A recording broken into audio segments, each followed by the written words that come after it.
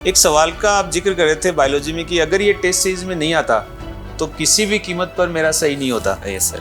क्या कौन सा सवाल था वो ऐसा? तो आपका ग्रुप जो है वो लगभग पूरा का पूरा सिलेक्ट हो रहा है? हाँ, हमारा जो फ्रेंड सर्किल है उसकी रैंक भी बहुत अच्छी आई है और सारी सेलेक्ट हो रहे हैं। अगर आप इन दोनों को देखेंगे तो देखते ही आप पहचान जाएंगे कि हाँ ये ट्विंस हैं। अब ट्विंस में भी ये मोनोजाइगोटिक ट्विंस हैं, यानी कि हूबहू एक जैसे।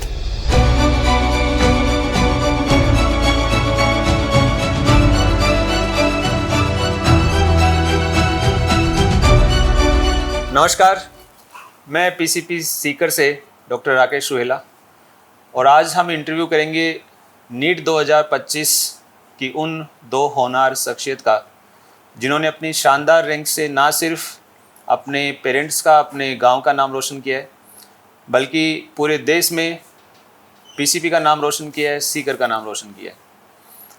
सबसे पहले दर्शकों के लिए एक मैसेज ये रहेगा कि हम इस इंटरव्यू को क्यों सुने। हर एक प्रोग्राम के पीछे, हर एक इवेंट के पीछे एक थीम होती है कि भाई उस इवेंट को क्यों सुना जाए। तो मैं अपने दर्शकों को बता दूं कि एक साधारण से परिवार से, ग्रामीण परिवेश से आए हुए बच्चे 2 साल, मात्र 2 साल की मेहनत में टॉप रैंक्स हासिल कर लेते हैं और इंडिया के टॉप मेडिकल इंस्टीट्यूट तक अपनी सीट को रिजर्व करते हैं। तो उनकी जर्नी कैसी रही, ये जानने के लिए आज का ये इंटरव्यू रहेगा। तो सबसे पहले मैं इंट्रोडक्शन आपका करवा दूं। अगर आप इन दोनों को देखेंगे तो देखते ही आप पहचान जाएंगे कि हाँ ये ट्विंस हैं। अब ट्विंस में भी ये मोनोजाइगोटिक ट्विंस हैं, यानी कि हूबहू एक जैसे, एक ही जाइगोट से बने हुए। एक है अनीश और एक है आशीष। जब ये बच्चे 11th क्लास में हमारे पास आए थे तो स्टार्टिंग के दिनों में हमारे लिए भी एक डिफ्रेंशिएट करने का एक बहुत ही चैलेंज था कि कैसे इनको आइडेंटिफाई किया जाए। तो फिर धीरे धीरे मैंने इनके टेक्सचर के ऊपर फोकस करना शुरू किया और फिर एक मार्क ऐसा ढूंढा जिसके बेसिस पर मैं इनको आइडेंटिफाई कर सकूं कि कौन अनीस है, कौन आशीष है। तो मेरे पास जस्ट पास में बैठे हैं अनीस बिदिया सर, उसके पास में उनके जुड़वा भाई जो वैसे उम्र में बड़े हैं, आशीष बिदिया सर। अनीश ने नीट 2025 में 194 ओवरऑल रैंक हासिल की है। आशीष ने नीट 2025 में 244 रैंक हासिल की है। तो सबसे पहले तो अनीश, आशीष, आप दोनों को बहुत बहुत बधाई। आपके पूरे परिवार, पूरे गांव को बहुत बहुत बधाई। आपने इतनी शानदार रैंक के साथ में टॉप एम्स के अंदर अपनी सीट को लगभग रिजर्व कर लिया है। तो सबसे पहला मेरा सवाल अनीस बिदिया सर से रहेगा। अनीस डिडवाना के पास के आस की ढाणी के गांव के रहने वाले हैं। इनके पापा एक नॉर्मल कॉन्ट्रैक्टर थे, लेकिन देखिए गांव के किसान की जो उम्मीद होती है, मेरे हिसाब से वैसी उम्मीद किसी भी इंसान की नहीं होती है, क्योंकि वो सिर्फ उम्मीद के भरोसे फसल उगाता है और बाकी सब कुछ नेचर के ऊपर छोड़ देता है। लेकिन अपने चारों बच्चों को पढ़ाने के लिए उन्होंने अपनी नौकरी छोड़ी, सीकर आकर रहे, और उसके बाद में भी बहुत इंटरेस्टिंग किस्से हैं, वो अपन धीरे धीरे बातचीत में जानेंगे। तो सबसे पहले तो अनीस से बातचीत की शुरुआत करते हैं। अनीस, सबसे पहले तो बताएं कि आपने नीट 2025 में कैसा परफॉर्म किया है, क्या आपकी रैंक्स रही हैं? सर, मेरी ओवरऑल रैंक रही है 194 और कैटेगरी रैंक ओबीसी 46 और जो स्कोर था वो 633 है, 720 आउट ऑफ। 633 स्कोर के साथ में आपने 194 रैंक हासिल की है। तो सबसे पहले तो मैं आपके पीसीपी के अंदर 11th क्लास में जब आप आए तो वहाँ से लेकर 11th और 12th के सफ़र के बारे में थोड़ा सा जानना चाहूँगा कि ये आपका सफ़र कैसा रहा। शुरू में तो आए थे तो हमको लगा जैसे बोर्ड चलते हैं तो वैसे ही करना है। फिर धीरे धीरे समझ में आया ऐसे तो नहीं चलेगा, थोड़ा कंसेप्ट बिठाने पड़ेंगे। फिजिक्स थी, कंसेप्चुअल है, कंसेप्ट बिठाए। फिर मॉक टेस्ट देते गए, अच्छा स्कोर करने लगे। घर वालों की भी उम्मीद होने लगी, वो भी सर से मीटिंग करते रहे। फिर हम सारे ऐसे फ्रेंड सर्किल भी हमारा अच्छा था, हम सारे डिस्कस करते थे, पेपर देते थे, संडे को एनालिसिस कर लेते थे और कोचिंग के अंदर ही सेल्फ स्टडी करते थे। तो यहाँ से 2 बातें निकल के आती हैं कि एनालिसिस और कॉन्सेप्ट। तो कॉन्सेप्ट इम्पोर्टेंट है, और उसके बाद में उसके ऊपर एनालिसिस भी इम्पोर्टेंट है। मैंने इन दोनों बच्चों को बहुत करीब से देखा है। 11th-12th क्लास इन्होंने बहुत ही शानदार मेहनत की है, लेकिन उस शानदार मेहनत के पीछे का मोटिव वो तो इनके दिमाग के अंदर ही है, तो वो आज हम जानने की कोशिश करेंगे। तो अनीस, जैसा आपने बताया कि आप डिस्कस करते थे, आपका एक शानदार ग्रुप था, तो उस ग्रुप के कुछ बच्चों के नाम बताएं, उनका रिजल्ट क्या रहा इस नीट के अंदर? जैसे हम 4-5 लड़के थे। एक तो है पंकज सिंह, उसकी ओवरऑल रैंक आई है 189 और उसका स्कोर है 633 आउट ऑफ 720। और एक है पीयूष पिलवाल, उसके स्कोर है 626 आउट ऑफ 720 और रैंक है 314। हमारे कयूम, उसकी है 739 रैंक। और एक ये आशीष है मेरे पास बैठा है। तो आपका ग्रुप जो है वो लगभग पूरा का पूरा सिलेक्ट हो रहा है? हाँ, हमारा जो फ्रेंड सर्किल है उसकी रैंक भी बहुत अच्छी आई है और सारी सेलेक्ट हो रहे हैं। हमारे एक 12th का बैच था काउंटर स्ट्राइकर, मतलब सबसे ज़्यादा उसी में से हमारे दोस्त थे, उसी के 600 प्लस मार्क्स आए और बहुत अच्छा स्कोर किया उस बैच ने। पूरे के पूरे बैच ने अच्छा परफॉर्म किया है। तो अब नेक्स्ट सवाल मेरा आशीष से रहेगा। तो आशीष, जैसा कि अनीश ने बताया कि आपका पूरा का पूरा बैच सिलेक्ट हो रहा है, तो ऐसी क्या खास बात थी आपके बैच में, और आपको क्यों लगता है कि एक जो सर्कल होता है, फ्रेंड सर्कल, वो अच्छा होना ज़रूरी है और उसका कहाँ तक फ़ायदा मिलता है? तो सर देखिए कि जैसे फ्रेंड सर्किल तो ऐसे है कि जैसे अच्छे अच्छे डाउट डिस्कस करेंगे तो वो तो सारे करेंगे। अब कोई अच्छा कोई बुरा लड़का आया तो वो तो हमें तो गंदी गंदी ऐसे अलग अलग बातें बताएगा, तो वो तो हमें माइंड में कुछ ना कुछ तो इन्फ्लुएंस होगा ही, उससे हमारी पढ़ाई पे फ़र्क पड़ेगा। तो वो हम करना नहीं चाहते थे, इसलिए हमने अच्छा ही ग्रुप बनाया और हम पास में थोड़ी दूरी बना के बैठते थे लड़कों से और एक साइड में बैठते थे। और टीचर्स ने हमें जैसे बताया हमने वैसे फॉलो किया और पूरे बैच जो है सेलेक्ट हो रहा है। बहुत ही बढ़िया बैच था सर। मैं अक्सर आप लोगों को सीसीटीवी से देखा करता था क्लास में कि आपका 4-5 का अलग ही ग्रुप बना हुआ है। Yes sir. लेकिन उस ग्रुप के अंदर आप पढ़ाई की बातें तो करते ही करते, थोड़ी बहुत बदमाशी भी करते थे। हाँ ये सर, बदमाशी तो थोड़ी तो होनी चाहिए, फिर ऐसे तो पूरे देखिए, दिन जिंदा दिली बहुत ज़रूरी है। आजकल के एग्ज़ाम का इन्वायरमेंट ऐसा हो गया है कि बच्चा एकदम से स्ट्रेस में आ गया है, और कई बार ऐसा होता भी है कि अच्छी रैंक्स आ जाती हैं और बच्चे को जब सेलिब्रेशन के लिए कहा जाता है तो उसको डांस करना ही नहीं आ रहा है, उसको बोलना ही नहीं आ रहा है। आप यहाँ पे पीसीपी में हमारे होने वालों को देखेंगे, अच्छी रैंक्स के साथ सिलेक्ट हो रहे हैं। जब डीजे बजता है तो जचा के डांस करते हैं, जब बोलने का प्लेटफॉर्म मिलता है तो जचा के बोलते हैं। यानी एक हॉलिस्टिक डेवलपमेंट यहाँ पे चलता है। ऐसा नहीं है कि सिर्फ़ और सिर्फ स्ट्रेस, सिर्फ़ और सिर्फ पढ़ाई की बातें, सिर्फ़ और सिर्फ एक अपने ब्रेन को इस तरह से हमने सेटअप कर लिया कि अब ज़िंदगी जीना ही भूल गए। तो क्या कुछ आपकी ट्रेनिंग जो हुई वो इसी टाइप की थी? क्या ऐसा कुछ स्ट्रेसफुल इन्वायरमेंट आप लोगों को मिला कि क्या इन्वायरमेंट था आपकी क्लास का, आपके इंस्टीट्यूट का? स्ट्रेस तो सर कभी फील हुआ नहीं, क्योंकि हम जैसे जैसे रेगुलर पढ़ाई करते रहे। और फ्रेंड सर्किल तो बहुत इंपॉर्टेंट है वो। जैसे हम कभी कभी जैसे हमने लीव भी ली तो फिर हमारे फ्रेंड सर्कल में बता देता था कि आज ये डिस्कस हुआ, ये इंपॉर्टेंट है, तुम ये डिस्कस कर लो, हमसे ये पूछ लो, वो हमें बता देते थे। और सिर्फ वो दोस्ती बताते थे कि आप भी किसी की हेल्प करते थे? हम भी कहते सर, दोस्त तो दोस्त होते हैं। दोस्त तो दोस्त होते हैं, तो हेल्प ली भी जाए और हेल्प की भी जाए। तो आशीष, आप एक चीज़ ये बताएं कि जैसे आपने जब एग्ज़ाम का पेपर देखा तो उस पेपर में जब आप क्वेश्चन अटेम्प्ट कर रहे थे तो उस वक्त आपको क्वेश्चंस के साथ में क्या वो आप क्लासरूम से अपनी डिफरेंट टेस्ट सीरीज से कनेक्ट कर पा रहे थे? कोई एक दो सवाल का ऐसा जिक्र करें। अभी मैं सुबह ही देख रहा था कि आप अपना पेपर देख रहे थे, मेरी गाड़ी में रखा हुआ था, और एक दूसरे को आप क्वेश्चन दिखा भी रहे थे कि देखो ये देखो, तो पुरानी यादें ताज़ा हो रही थी। Yes sir. तो कोई ऐसा सवाल निकल के आया? सर ऐसे तो बहुत सारे सवाल थे, बायो में तो भरे हुए थे। ऐसे हमारे टेस्ट सीरीज तो बहुत सारी थी जिनमें क्वेश्चंस हमें मिले, और फिजिक्स के भी बहुत सारे 2-3 क्वेश्चन ये 2 हमें मिले जिससे हमारा टाइम बच गया। और कुछ ऐसे डिफ़िकल्ट क्वेश्चन जिससे हमारे कॉन्सेप्ट तो था, जैसे हमारे टेस्ट सीरीज़ में आए हुए थे ऐसे क्वेश्चन जिनसे हमने सॉल्व कर दिया उनको। एक सवाल का आप जिक्र कर रहे थे बायोलॉजी में कि अगर ये टेस्ट सीरीज में नहीं आता तो किसी भी कीमत पर मेरा सही नहीं होता। Yes sir. तो क्या कौन सा सवाल था वो ऐसा? सर वो क्वेश्चन था रिडक्शनल बायोलॉजी, जो अपने चैप्टर्स जो मतलब यूनिट्स में डिवाइड है ना, एनसीईआरटी की बायोलॉजी, उनका जो फ्रंट पेज होता है जो साइंटिस्ट के आगे वाला दे रखा होता है इंट्रोडक्शन, उसके अंदर दे रखा था रिडक्शनल बायोलॉजीज।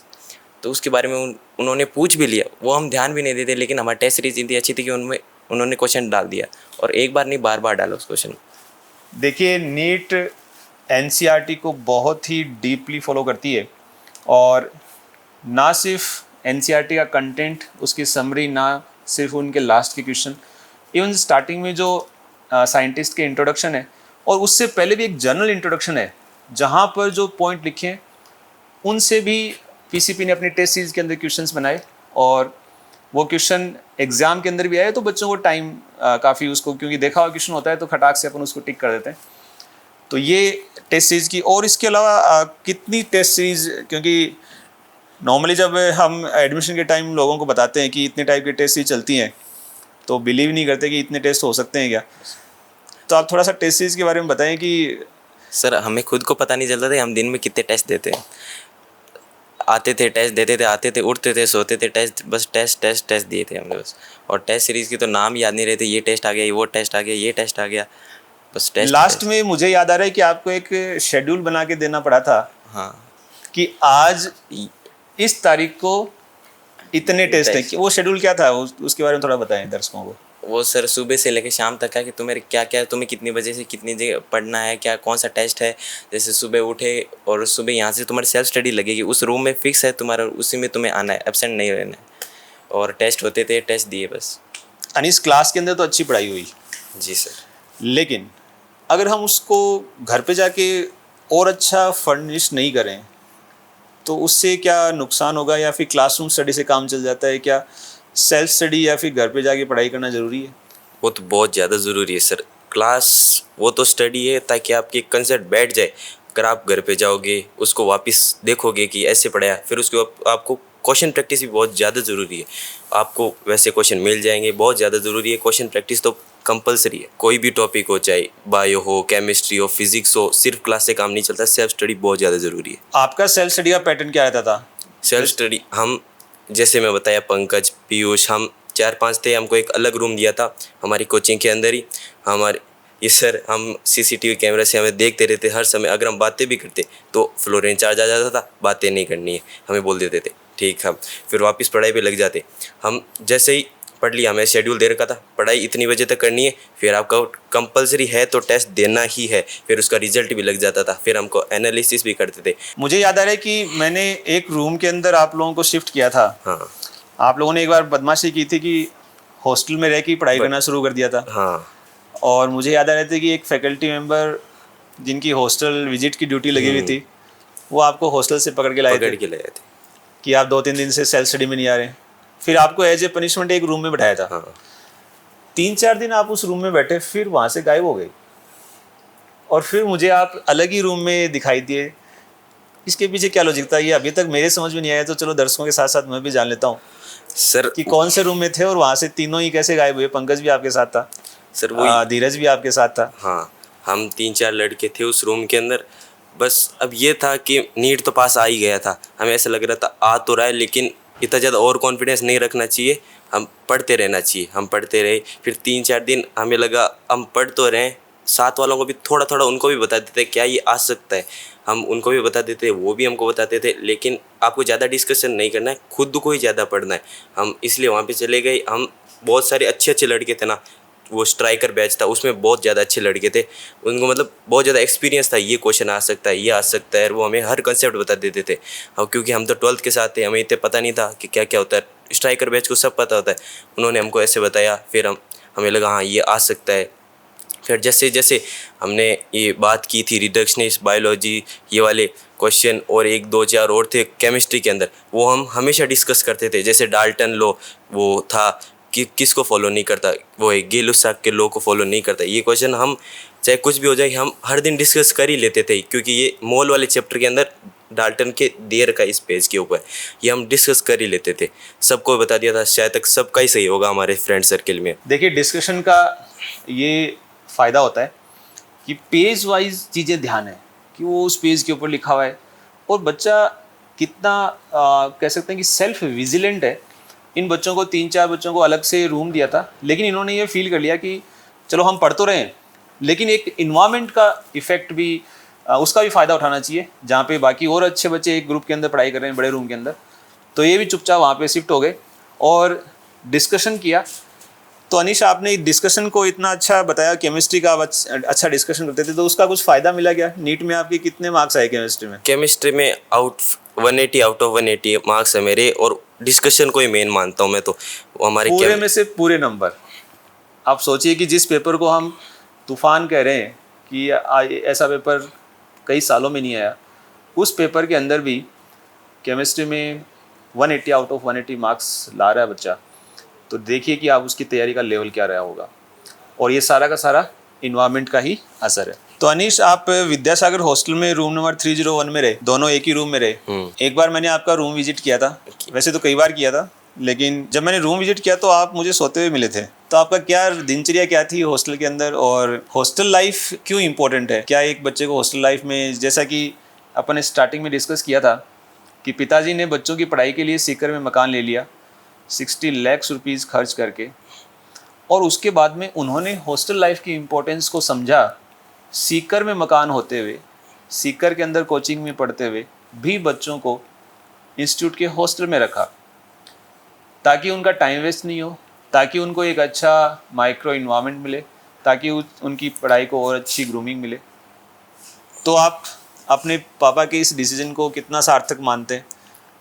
मतलब बहुत ही अच्छा डिसीजन था ये। हमारे एमडी सर, उन्होंने ही सजेस्ट किया था कि आप मकान तो ले रहे हो, लेकिन एक थोड़ा क्या वो जो टाइम वेस्ट हो जाएगा आप छोड़ोगे, थोड़ा दूर था मकान इसलिए।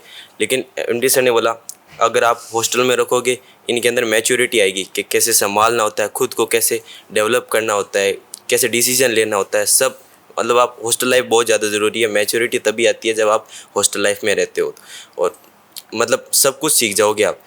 दोस्त बनाना, अच्छी बातें करना, अगर आपका फ्रेंड सर्किल अच्छा है तो मतलब बहुत आगे जाओगे आप, आपके साथ वाले भी। तो हॉस्टल लाइफ भी रियल में एक इम्पॉर्टेंट फैक्टर होता है जो बच्चे के होलिस्टिक डेवलपमेंट में अच्छा रोल प्ले करता है। अब नेक्स्ट क्वेश्चन पे आते हैं, पेपर हैंडलिंग। जैसा कि सभी लोग ये बोल रहे हैं कि ऐसा पेपर तो कभी नहीं आया, मैं आपसे एक चीज़ ये पूछना चाहूँगा कि आपको इंस्टीट्यूट ने क्या इस तरह के पेपर के लिए रेडी कर रखा था? मुझे एक मीटिंग याद आ रही है जो अपनी एग्ज़ाम से पहले हुई थी, तो उस मीटिंग का कुछ आप डिस्कस करके बताएं कि कुछ पॉइंट आपको याद रहे, या फिर कुछ उससे रिलेटेड पेपर के अंदर बिल्कुल देखने सर, को मिला। हमारी जो नीट से पहले बहुत सारी मीटिंगें ली थी सर ने, तो बहुत सारे हमारी फैकल्टी टीम हम पे पॉइंट से ध्यान रखते थे। सर ने एक मीटिंग ली, उसमें सर ने बोला कि हमारे चांस है कि रैंक बिल्कुल बहुत अच्छी रैंक आएगी, और आपको मतलब ऐसे जो पेपर होगा आपको मतलब ऐसे आए। सर हमारे बीच में पेपर चल रहा था, सर आए, सर ने बोला एकदम ऐसे मान लो कि अब आपको आगे वाले टेस्ट ऐसे देने कि नीट का ही पेपर है ये, तो आपको मतलब ओमार भी उसी तरह भरनी है जैसे आप नीट के अंदर ही भर रहे हो। हम वैसे ही भरते रहे, हम वैसे ही भरते रहे जैसे सर ने कहा, जैसे ही करते रहे।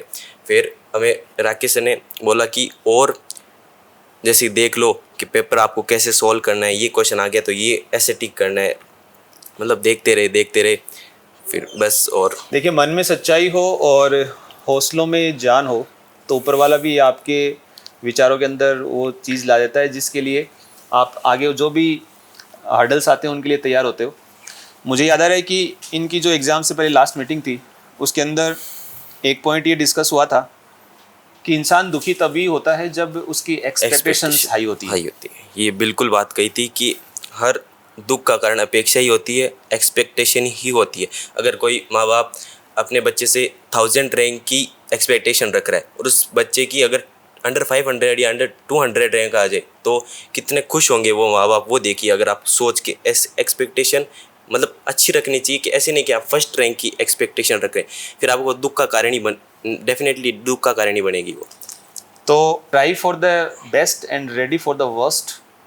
पेपर से आपको उम्मीद ये मान के चलो कि शुरुआत के 5 सवाल अपने को नहीं, आएंगे ही नहीं। सर ने ये भी बोला कि आपको पेपर सोल्व कर रहे हो, आपको ये मानना है कि आपको 5 सवाल तो आते ही नहीं है, इससे आपको घबराहट बिल्कुल भी नहीं होगी। और हम सारे यही सोच के गए थे कि 5 सवाल हमको बिल्कुल नहीं, और ऐसा ही हुआ था हमारे साथ। शुरू के क्वेश्चन थे वो हमें नहीं आ रहे थे, हमने कहा सर ने जैसा कहा वैसा ही हो रहा है, हम करते गए और अच्छा रिजल्ट आया। तो ये बात सच भी है कि अपेक्षाएं अगर कम रखेंगे, तैयारी अपने को पूरी करनी है, 100% करनी है, लेकिन लिमिटेड एक्सपेक्टेशंस, तो उससे आप ज़्यादा परेशान नहीं होते हो।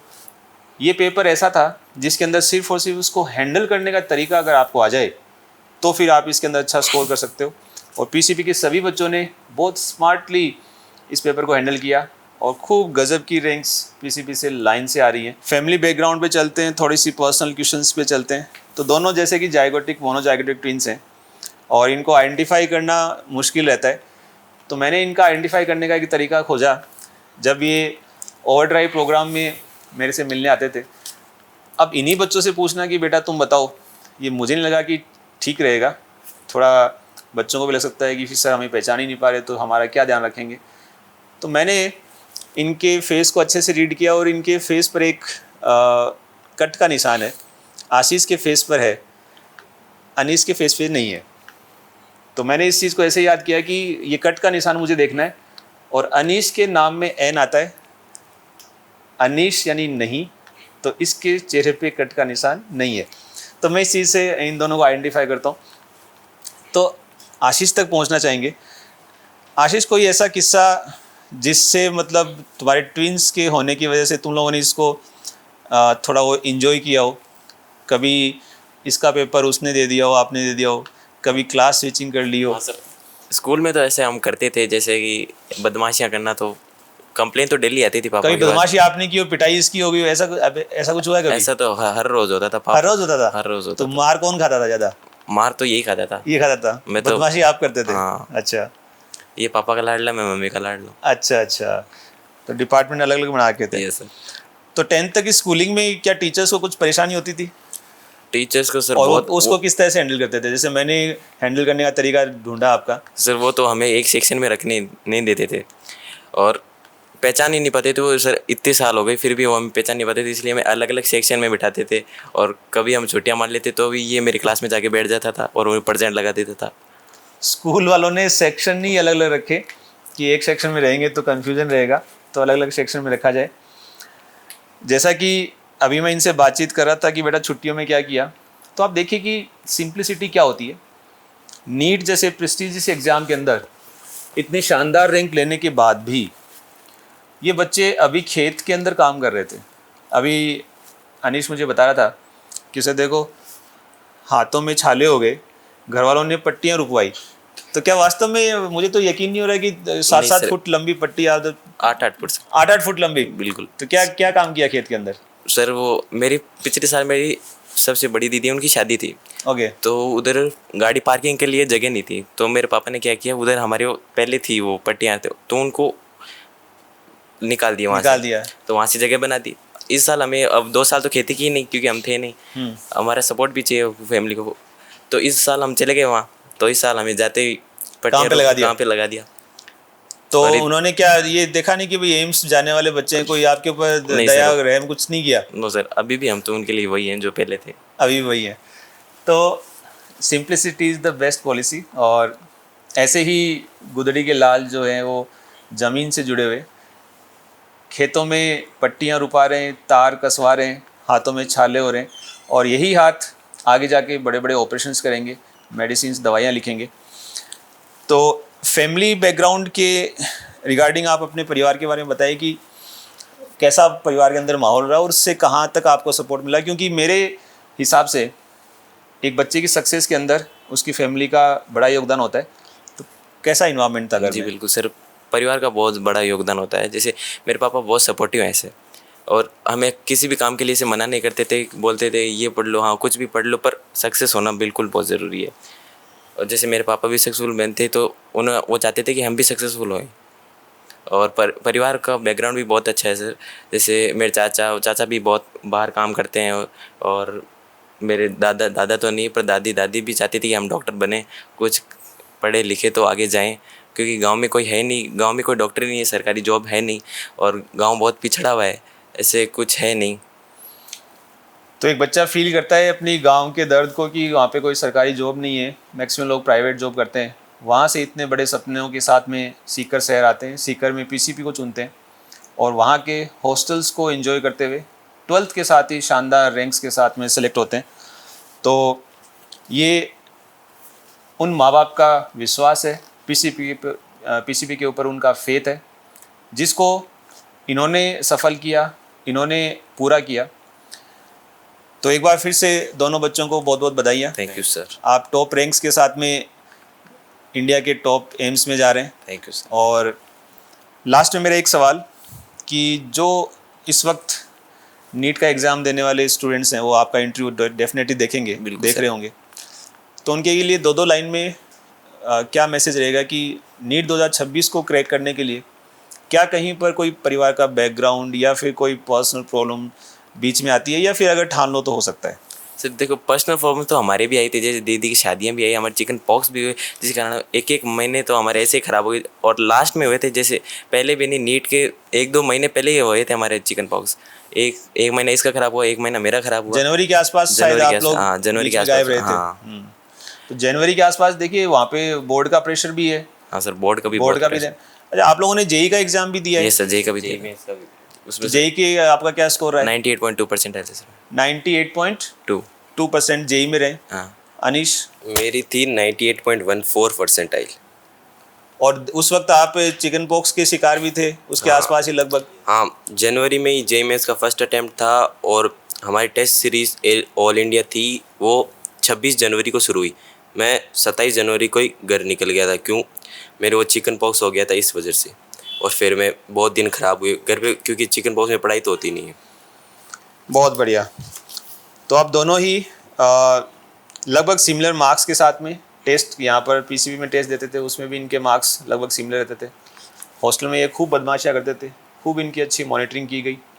तो चिल रहिए, खूब बदमाशियाँ कीजिए, लेकिन अपने आप को एक ऐसे इन्वायरमेंट में सुपुर्द कीजिए जहाँ पे आपकी लगातार मॉनिटरिंग हो, जहाँ पे आप रास्ते से अगर हटें तो वहाँ पे वापस खींच के पकड़ के रास्ते पे लाने वाला हो। इन्जॉय कीजिए, हर एक सब्जेक्ट को इन्जॉय कीजिए, अपनी लाइफ को इन्जॉय कीजिए। Life is very beautiful.